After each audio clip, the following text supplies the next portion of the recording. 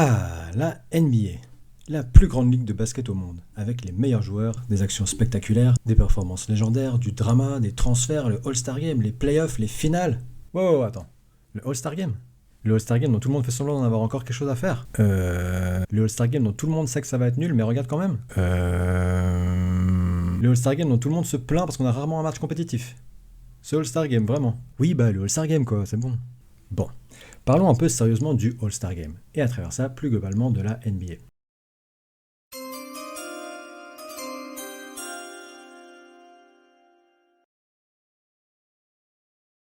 Avant toute chose, c'est nécessaire de revenir sur le fonctionnement de la NBA. 450 joueurs répartis en 30 équipes, 15 dans la conférence Ouest, 15 dans la conférence Est, qui jouent chacune 82 matchs de saison régulière, aboutissant sur les playoffs. 16 qualifiés, 8 par conférence, et 4 séries au meilleur des 7 matchs pour déterminer qui est le champion. Pas de relégation, puisque c'est une ligue fermée. Chaque franchise fonctionne de manière indépendante et est détenue par un, une ou plusieurs propriétaires. La NBA brasse des sommes d'argent colossales grâce aux nombreuses sources de revenus qu'elle possède. Tickets, abonnements, revenus des stades, League Pass, publicité et partenariats, vente des maillots et autres produits dérivés, et les droits télé. La répartition des revenus se fait de manière équilibrée entre les 30 franchises. Ils sont ensuite distribués entre les propriétaires qui en touchent 49% et les joueurs qui en touchent 51%. Les revenus totaux de la ligue déterminent le plafond salarial. Chaque équipe possède 140 millions de dollars à répartir entre ses joueurs chaque année, somme qui a plus de doublé au cours des 10 dernières années suite à l'explosion des droits télé. Oui, les joueurs gagnent beaucoup d'argent, beaucoup trop d'argent. C'est démesuré à quel point ils en gagnent trop. Mais les critiquer eux uniquement n'est pas très pertinent. Leurs revenus sont proportionnels au montant des droits télé. Les diffuseurs achètent des matchs à la NBA qui redistribuent ensuite cet argent aux joueurs via leur salaire, mais aussi à ses actionnaires, les propriétaires des équipes. Tout le monde s'en met plein les poches. Même si critiquer les joueurs est totalement légitime, c'est à mon avis plus pertinent de critiquer la NBA dans son ensemble qui, dans son fonctionnement, permet cela. Cette vidéo se veut un début de critique de ce fonctionnement.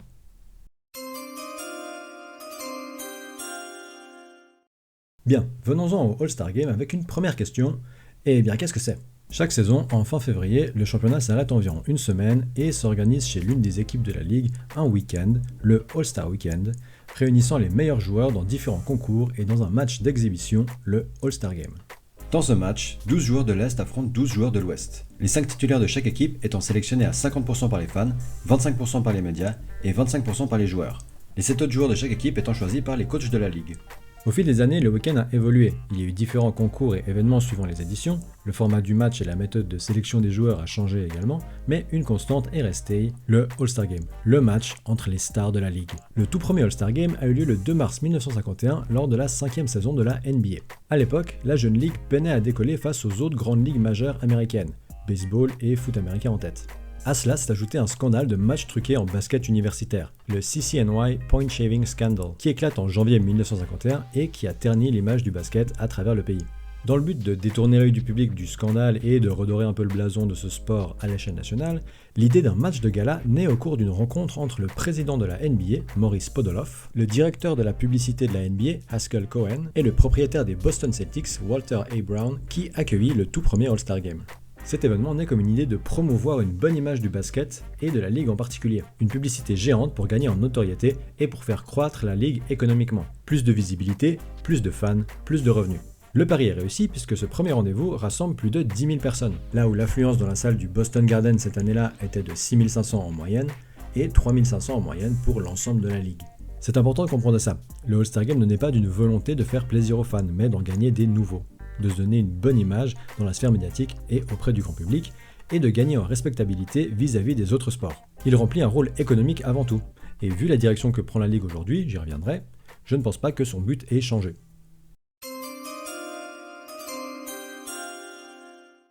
Bon, qu'est-ce qui pose problème au juste?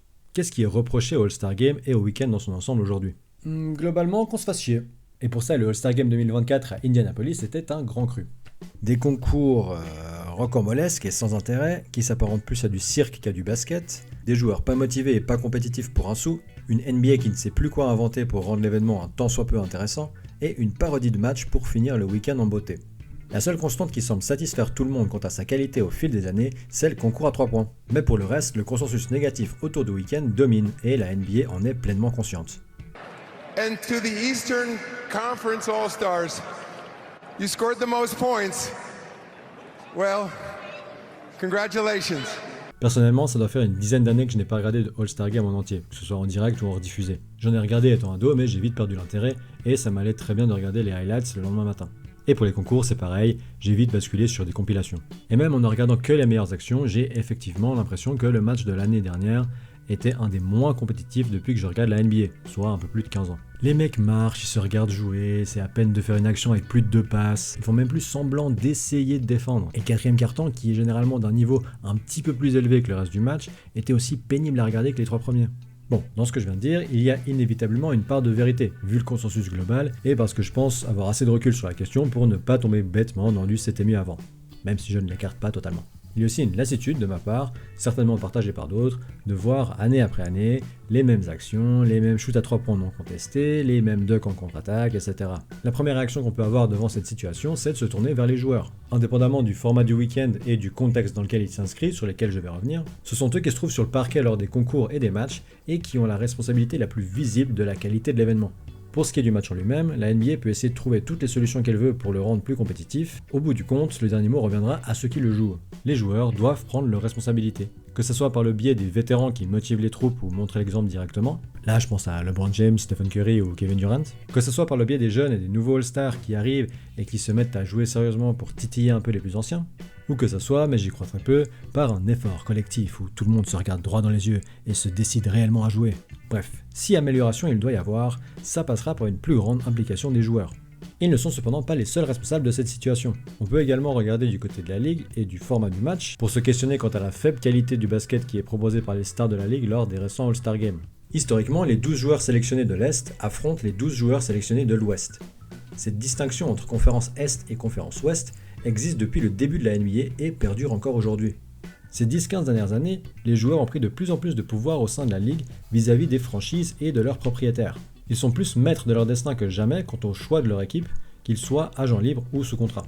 On dit de manière générale qu'on est dans une ère de Players Empowerment ou qu'on est dans une Players League. Personnellement, je suis pas tout à fait d'accord avec ça, puisque ce n'est absolument pas tous les joueurs qui ont la capacité de peser dans la balance face à leur front office, mais uniquement les joueurs considérés comme stars. Cette ère de Star Empowerment donc a des conséquences. Les stars changent plus souvent et plus facilement d'équipe et de conférence, brisant les rivalités entre les équipes, les rivalités entre les joueurs, et brisant la rivalité Est-Ouest qu'il pouvait y avoir au All-Star Game quand chaque année à peu près les mêmes joueurs se retrouvaient et s'affrontaient.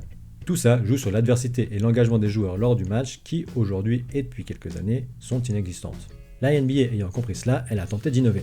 Après un All-Star Game 2017 inintéressant, celui de 2018 s'est détaché du format Est-Ouest dans le but de redonner de l'intérêt au match.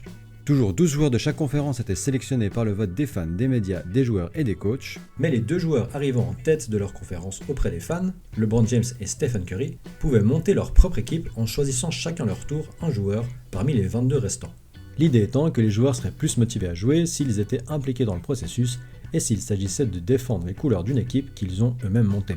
La NBA a maintenu ce format jusqu'en 2023 avec des hauts et des bas selon les éditions. En plus de ce changement de format, la NBA introduit en 2020 le Elam Ending au All-Star Game. À la fin du 3e quart, on arrête le chrono et on fixe un score à atteindre pour gagner le match. Ce score est défini par le nombre de points de l'équipe en tête à la fin du 3e quart, auquel on ajoute 24, en hommage à Kobe Bryant décédé le 26 janvier 2020. Et ça a super bien marché. 3 cartons classiques et une fin de match serrée, compétitive, ça défend, il y a des vrais duels, un des meilleurs All-Star Games depuis que je suis la NBA.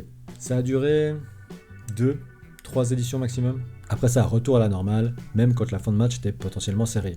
En 2024, dans le but d'encore une fois redynamiser le All-Star Game, la NBA a décidé de revenir à un format classique. Est contre Ouest, pas d'Elam Ending, des promesses d'Adam Silver, l'actuel commissaire de la NBA, que le match serait réussi, des speeches d'avant-match de Larry Bird, Julius Erving et André Iguodala pour motiver les troupes, et...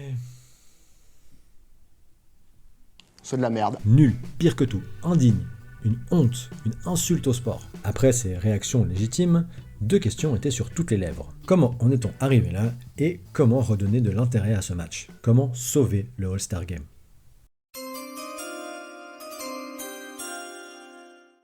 Concernant la première question, la partie précédente esquisse un début de réponse quant à l'empouvoirment des stars au sein de la ligue. Mais il faut aller bien plus loin pour comprendre ce qui nous a mené là. Il faut avoir une vue d'ensemble sur le fonctionnement de la ligue. Pour la NBA, le but du All-Star Game et du All-Star Weekend reste économique. C'est une carte de visite géante diffusée à travers le monde, faite pour attirer les fans, surtout des nouveaux, les médias, que ce soit à la télé, dans la presse, sur internet, YouTube, Twitch, en podcast, etc. Quoi qu'il arrive, peu importe la qualité du match et des concours, le week-end va générer des revenus parce que tout le monde va en parler. Soit pour dire que c'était bien, soit pour dire que c'était passable, soit pour dire que c'était nul. En plus de ça, c'est évidemment une source de revenus énorme pour la ville et la salle qui accueille le week-end. Et comme la NBA redistribue les revenus aux autres franchises, ça bénéficie à toute la ligue. Pour les joueurs, c'est également un enjeu économique. Être All-Star permet de gagner un bonus de la part de la ligue allant de 25 à 100 000 $. Cela permet aussi de débloquer des bonus dans les contrats pouvant aller jusqu'à plusieurs millions de dollars, et c'est surtout un levier supplémentaire dans les négociations des futurs contrats.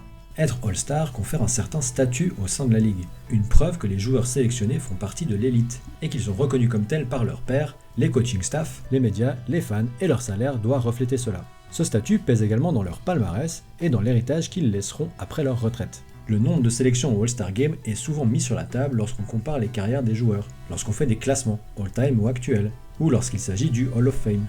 Ça revient dans la majeure partie de la sphère NBA, dans le débat public, chez les médias, chez les anciens joueurs, chez les joueurs actuels. Ça revient aussi dans la considération des équipes quand il s'agit du potentiel de leurs joueurs, ou de leurs cibles lors de la free agency ou dans des transferts. Durant la première moitié de la saison, la sélection des All-Stars est un sujet qui revient souvent. Qui décrochera sa première étoile? Quel All-Star de l'année précédente ne le sera pas cette fois-ci? Est-ce que tel joueur a gagné assez de matchs pour être sélectionné? Est-ce qu'il a joué assez de matchs? En plus des joueurs eux-mêmes, les équipes font campagne, encourageant leurs fans à voter pour leur star ou à coup de grandes déclarations dans la presse. Ça pourrait sembler contradictoire. D'un côté, on a la ligue et les joueurs pour qui le All-Star Game est important. De l'autre, une fois le week-end arrivé, on a un match sans grand intérêt avec des joueurs qui semblent ne pas vouloir être là. En fait, les deux coexistent très bien. Leur intérêt pour le All-Star Game est purement économique et symbolique et non sportif. Une fois l'étoile décrochée, les joueurs ont plus de choses à perdre lors du week-end qu'à en gagner. Les stars ne font plus le concours de dunk pour ne pas se ridiculiser aux yeux du monde. Ils ne se donnent pas à fond lors des matchs parce qu'ils ne veulent pas finir du mauvais côté d'une action, et surtout, ils ne veulent pas risquer une blessure. La saison NBA est longue, 82 matchs par équipe, étalés de fin octobre à début avril, plus les playoffs. Certes, ça a toujours été comme ça, mais il y a eu sans cesse des changements. Le fait de jouer 4 séries de playoffs pour être champion n'existe que depuis 1984. Jusqu'en 2002, le premier tour se jouait au meilleur des 5 matchs, contre au meilleur des 7 matchs, comme toutes les autres séries, dès l'année suivante. Vous pourriez me dire que ça fait quand même plus de 20 ans que c'est comme ça, et le niveau de jeu du All-Star Game a quand même régressé. C'est vrai, mais le jeu a évolué en 20 ans. On entend souvent de la part d'anciennes stars et certains médias que la ligue serait devenue soft. Mais c'est faux. Les règles pour défendre évoluent, l'explosion de l'utilisation du tir à 3 points oblige la défense à couvrir plus de terrain. Il y a environ 10 possessions de plus dans un match aujourd'hui que dans un match il y a 20 ans. La NBA n'est pas plus soft qu'avant, ce sont simplement d'autres types d'efforts physiques qui sont convoqués. Il y a eu également l'ajout du play-in juste avant les playoffs, donnant lieu à 6 matchs supplémentaires au total et des chances pour 4 équipes de plus de s'y qualifier. Cet ajout datant de 2020 avait pour but de redonner de l'enjeu à la fin de la saison régulière. Et c'est une réussite puisque l'augmentation des chances de décrocher une place en play-off pousse plus d'équipes à lutter plus longtemps pour une place dans le top 10. Cela crée plus de matchs à enjeu dans le dernier tiers de la saison et un classement final parfois indécis jusqu'à la dernière journée. En 2023, dans le but de pallier un creux d'audience entre l'euphorie du début de saison et les matchs de Noël, la Ligue a décidé d'ajouter entre les mois de novembre et de décembre la NBA Cup, culminant en un Final Four à Las Vegas et ajoutant par conséquent 1 ou 2 matchs au calendrier pour les 4 équipes concernées.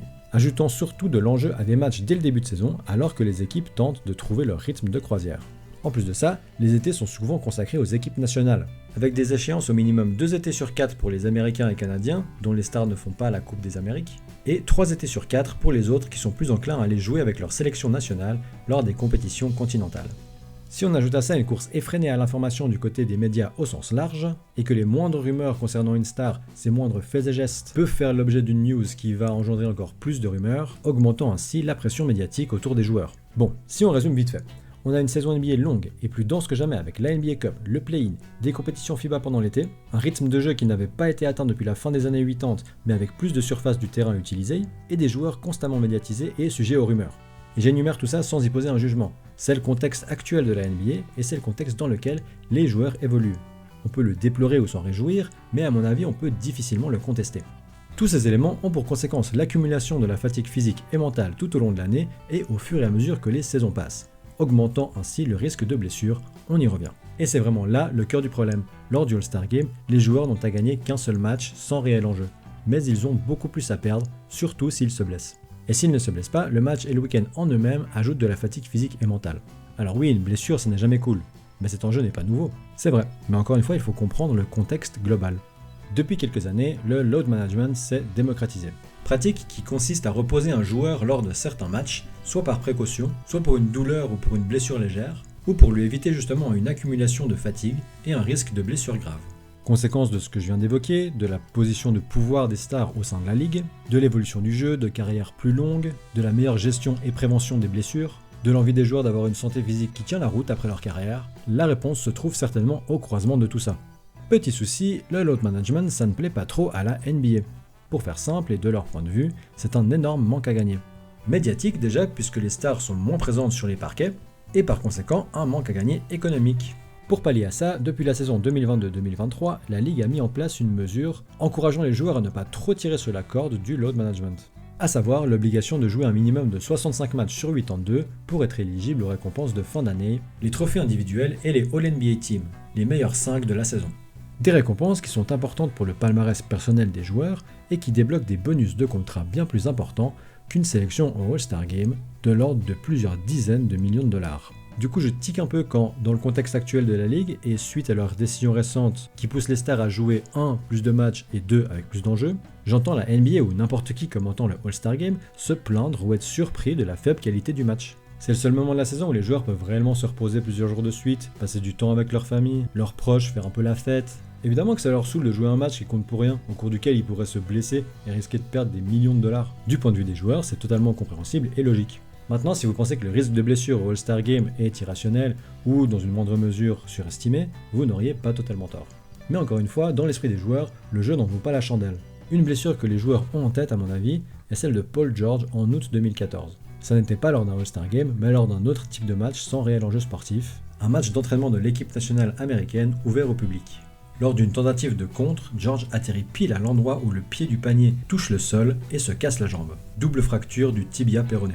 Heureusement, il s'en est remis après de longs mois de rééducation et de travail, mais les blessures sont restées constantes tout au long de sa carrière par la suite. C'est ce genre de blessures que les joueurs veulent éviter à tout prix.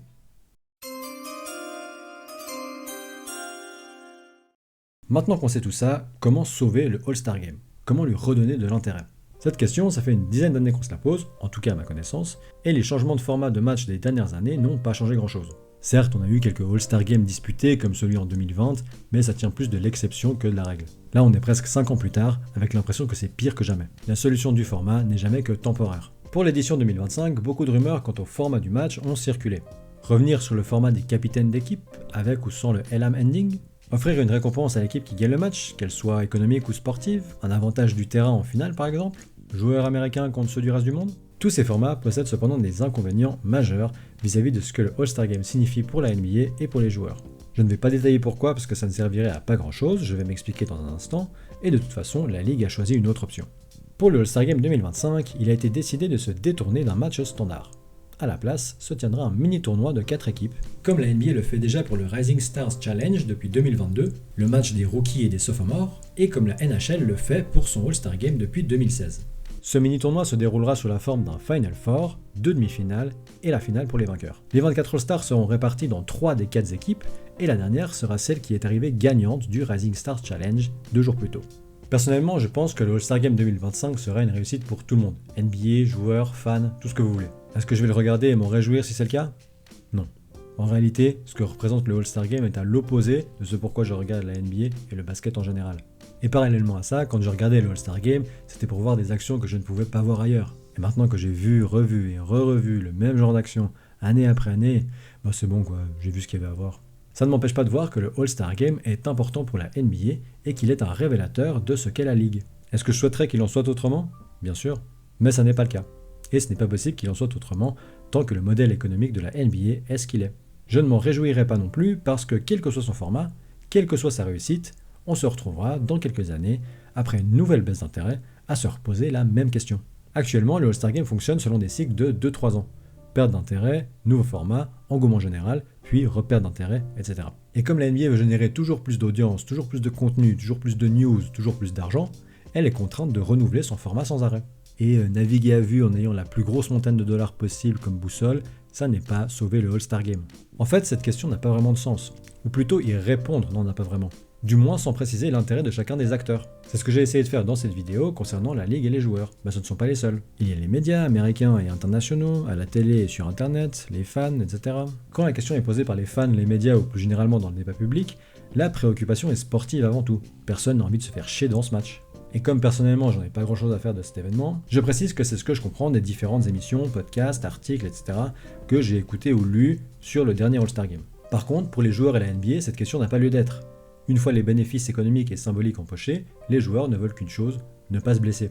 Pour toutes les raisons et implications que cela pourrait avoir sur leur saison et leur carrière. Bon, peut-être qu'il y en a certains qui veulent réellement jouer plus sérieusement, mais ça reste une minorité. La NBA aussi s'en fiche du format, tant que le match remplit ses attentes financières. La ligue a beau honnêtement vouloir un match de meilleure qualité, la question sportive existe surtout pour que les fans continuent à regarder année après année, même s'ils ont été déçus de l'édition précédente. C'est pour ça que le format change si souvent désormais. Le All-Star Game reste un produit, et un produit, ça se vend, et au plus grand nombre de personnes si possible. La ligue se contente juste d'en changer l'emballage de temps à autre.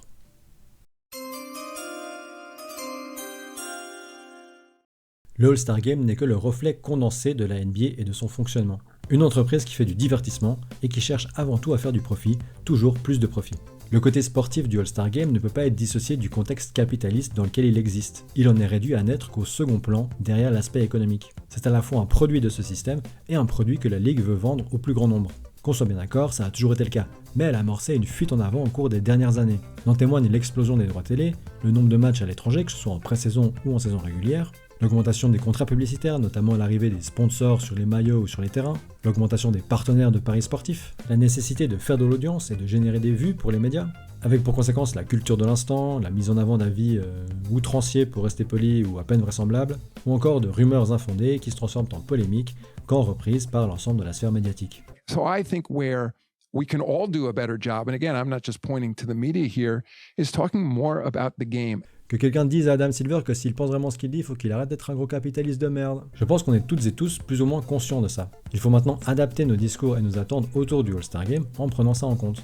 Dans cette vidéo, j'ai choisi de parler uniquement de cet événement parce qu'il cristallise selon moi cet enjeu pour la NBA et pour le monde du basket en général. Mais c'est une problématique bien plus globale qu'on peut facilement étendre au sport, à l'art, à l'éducation, à la santé, à quasi n'importe quoi en fait. Qu'est-ce qu'il se passe quand le profit prend le pas sur le sportif au point de l'effacer totalement ? Une très bonne question qui mérite bien plus de temps pour y répondre pleinement. Mais si j'en reviens au All-Star Game, sorte de cas d'étude de la question, on peut avoir un début de réponse qui n'augure rien de bon pour les férus de balle orange. Le sport ne compte plus. Je me moquais un peu de l'hypocrisie d'Adam Silver, mais ce qu'il dit sur le All-Star Game montre bien que c'était de la langue de bois. We may be just past the point where guys and teams are incentivized to play a competitive all-star game in the middle of the season. It's just, you could speak to this, it's the nature of the league. Ça n'est pas dans la nature de la ligue d'avoir un match compétitif sans aucune signification au-delà de son seul et unique résultat final. Ça n'est pas dans la nature de la ligue d'avoir un match compétitif sans aucune conséquence économique ou symbolique. Ça n'est pas dans la nature de la ligue d'avoir un match compétitif uniquement pour la beauté du sport. Du moins, tant que la NBA est une ligue où les équipes sont détenues par des milliardaires ou des groupes d'investissement dont le but est de faire de l'argent en capitalisant dessus. On peut sauter un autre modèle économique pour la NBA, personnellement j'en serais ravi, mais ça commence déjà par laisser tomber cet événement qui est le All-Star Game.